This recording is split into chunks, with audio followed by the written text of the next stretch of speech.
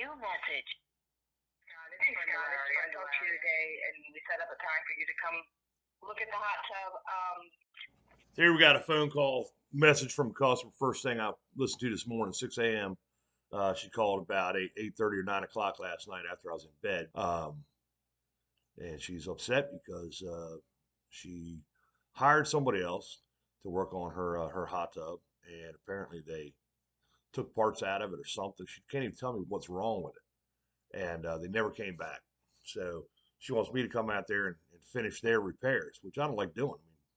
But she made an appointment and she canceled it because she doesn't want to pay for me my first hour charge. And I think what she's not understanding is we don't just charge you an hour just to come out and look at something. If I could just look at it, you can just send me a picture or a video. I have to put my hands on it. I have to get tools out of my truck. I might need to use gaskets or fittings or something else to get it to a minimal operational capacity so we can tell you what's wrong with it. This unit's partially disassembled and has been down for 6 months. And she has no idea what was wrong with it before the other guy touched it. But I'm supposed to just come magically drive by, which, by the way, it's 25 miles from here. So it's a 50-mile round trip. This is probably why the first guy's not calling her back. He probably came out there and he said, hey, here's the diagnosis, blah, blah. I got to order these parts, but I need my $150 or $175, whatever he's charging for the first hour. And I need a deposit on the parts, and we'll get your unit fixed for it. She probably said no. New message. Hey Scott, I talked to you today and we set up a time for you to come look at the hot tub. I've changed my mind. I can't spend $150 just for you to come out and look at it.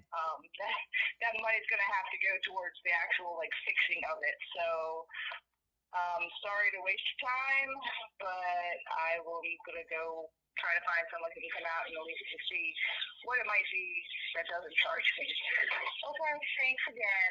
Have a great night. Bye. To replay, press 1. To delete, press 7.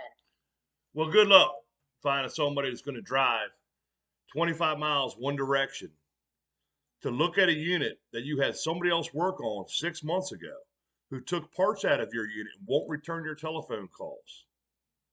I don't know who these people are that are willing to go out and look at units for free, but I told her on the phone, she said, well, how do you justify charging to come look at things? I said, well, how does Ford Credit justify billing me for the van I'm going to drive out there? I mean, it takes my skill, my tools, sometimes materials to give somebody a diagnosis on something. And, a lot of times in the first hour, we do repair what we're there to look at. Probably most times. I'd say probably 75% of my service calls are one trip. And really, they have to be because I can't afford to drive back. If I went to that job twice, that's 100 miles of driving. With 2 men in the truck, that's 4 man hours. And people just don't get it. They think that, we should just come out there and work on their fucking shit for free, even though they've already had somebody else out there. They've already paid some other guy. They paid them money. He stole their money. He stole parts out of their unit. He won't return their goddamn phone calls. And now I'm supposed to come out there for free and tell her what the fuck is wrong with it. I just don't understand that thing. It's just crazy to me. You tell me, what business are you in? How often do you work for free? How many hours a day do you work for free? And, I